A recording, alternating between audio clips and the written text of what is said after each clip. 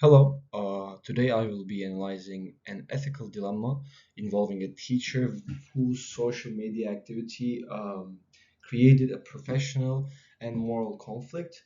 I will evaluate the scenario using three major ethical forwards. Um, Frameworks, and those are going to be utilitarianism, deontology, and virtue ethics. And finally, I will reflect on the broader implications for the school community and propose policy improvements.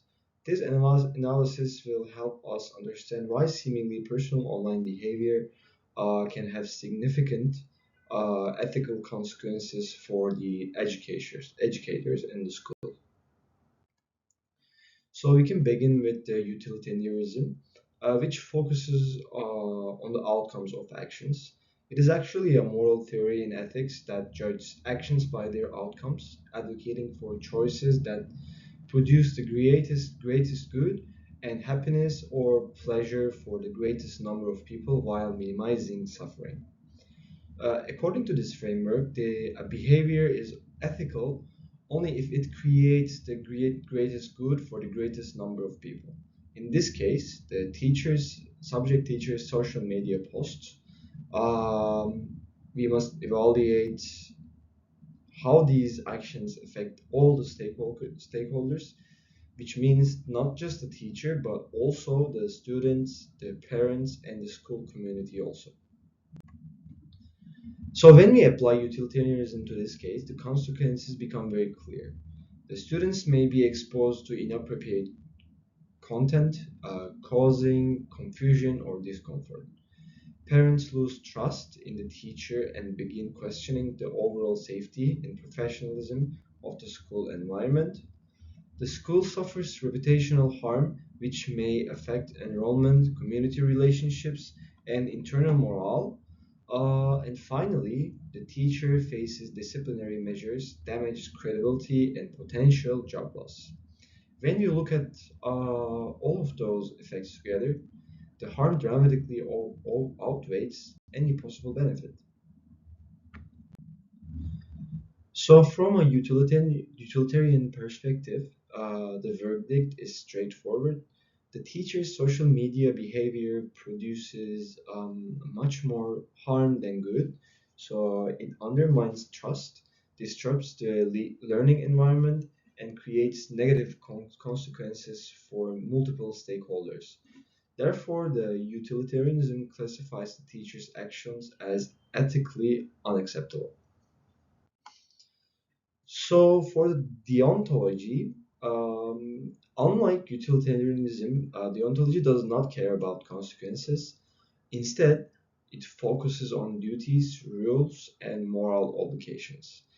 Teachers have a clear responsibility to maintain professionalism, respect boundaries, and protect students' well-being.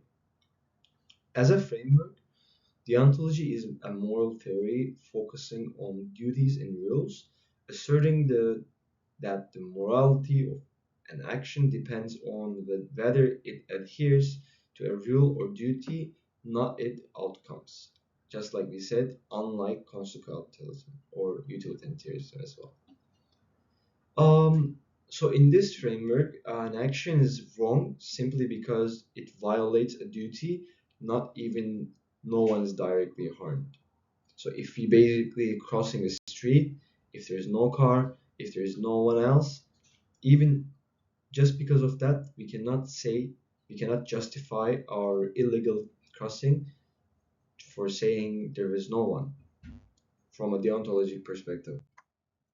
So in this scenario, the teacher violates several core duties. They break the duty of professionalism by posting content that contradicts the standards expected from educators.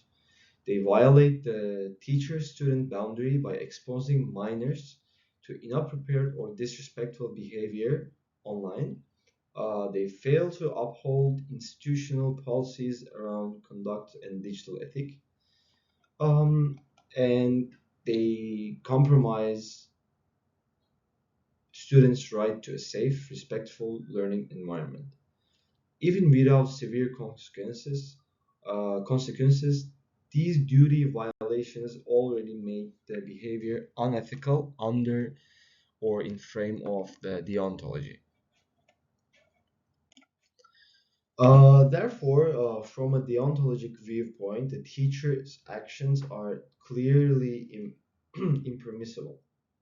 The teacher failed to follow essential professional duties, and that failure alone is sufficient to classify the behavior as morally unacceptable. As next, we can examine the case through the lens of virtue ethics. As an overview, the virtue ethics is a moral philosophy focusing on characters and virtues like honesty, courage, or wisdom, rather than the rules of consequences, asking what kind of person should I be instead of what should I do. This is much more like our character. Um, a virtuous teacher should embody qualities like integrity, responsibility, respect, and good judgment. And the question becomes, what does this teacher's behavior relevant about their character? When we look closely, the teacher's behavior shows a failure to uphold several key virtues. There's a lack of integrity as their online actions conflict with the moral standards of their profession. There is a weak judgment and self control demonstrated through careless or inappropriate posting, and the teacher fails to act as a positive role model for students. And in virtue ethics, these character deficiencies signal unethical behavior. I mean, if you can imagine as a second grade or third grade, nowadays everyone have a cell phone, right? And you don't want your teacher to you don't want your teacher like you don't want to see your teacher as like partying or posting some wild stuff. It's it's it's not appropriate. So as a conclusion from virtue ethics, um, virtue ethics also condemns the teacher's behavior.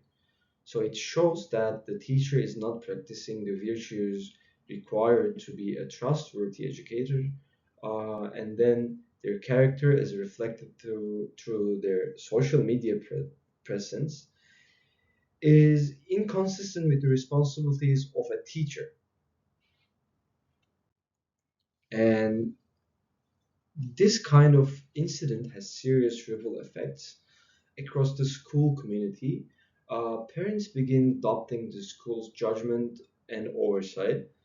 Students may lose respect for the teachers in general and weakening classroom discipline and trust. If you can imagine, if you have a very, very tough mathematic teacher, and if you see him in social media in that way, of course you're gonna lose. Of course, the teacher is going to lose its reputation, which is not going to be good for the teacher because basically being a teacher is all about how your students like approaching you and how you're approaching these teachers. So, and overall, school climate becomes less stable and less safe, and also less unified. One individual's actions have broad emotional and social consequences. The school must respond truthfully but decisively. A formal review of teachers' conduct is essential. The school may need to provide professional development on digital citizenship and ethics. If the behavior violates policies, disciplinary action may be necessary, and the goal is not just punishment but restoring trust and preventing further harm. To prevent similar incidents, schools must implement stronger social media guidelines. Educators should receive mandatory training on professional boundaries as online, and reporting mechanisms should be clear so that concerns are handled transparently and consistently. Strengthening policy is crucial in a world where digital behavior is so visible and permanent. In my own experience, I have seen how easily social media can blur professional boundaries, especially um, a very current example in Coldplay concert of Toronto. There was a CEO of a company who caught with a coworker while he was married, and it become viral, and it become as a meme, and everyone has been now known about the situation now. So a situation like this reminds us that online behaviors always carries real consequences. As future professionals, we must be mindful of how we represent ourselves publicly and how our actions affect others. Ethical awareness is not an optional, it's an essential part of being a responsible member of any community. Thank you so much for listening me, and thank you so much for your time.